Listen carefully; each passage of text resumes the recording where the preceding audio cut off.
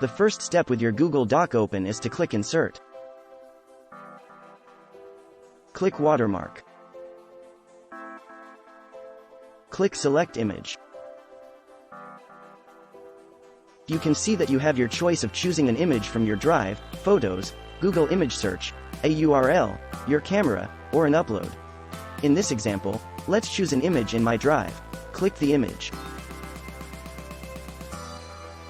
Click Insert.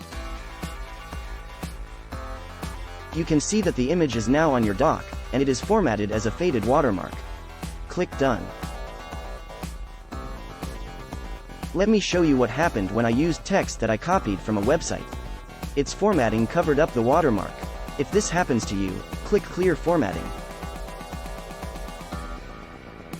Now you can see that the image I chose truly is a watermark. If you have more than one page in this doc, you can also see that the watermark will appear on every page of the doc.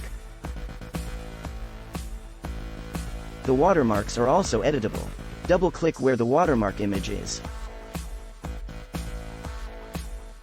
You can then click Edit Watermark. And you can edit the watermark from here. Click Done. However, with the watermark selected, you can make even more edits when you click Image Options. With the Image Options menu open, you can click the Align Image icon or any of the edit options that match how you want your watermark to appear. When you are finished editing the watermark, click Close. Your watermark is now formatted with the changes you made in the Image Options menu. Remember, with the image selected, you can still make some significant edits when you click on Edit Watermark. Click Faded. You have just toggled off the fade feature of the watermark. Click Faded again to reinstate the faded format of the watermark. Click Scale.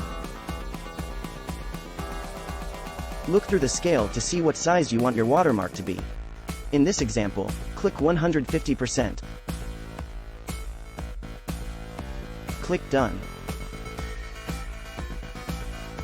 If you decide that your doc should not have a watermark, go back into the Insert menu and click Watermark. Click Remove Watermark. The watermark has been removed. Alternatively, you might just decide you want a different image from the one you originally chose. Just like before, just click Select Image. Click a new image. Click Insert. You can use the same watermark formatting editor to make any changes to this new watermark. Click Done. Just like before, every page in this doc will show this watermark.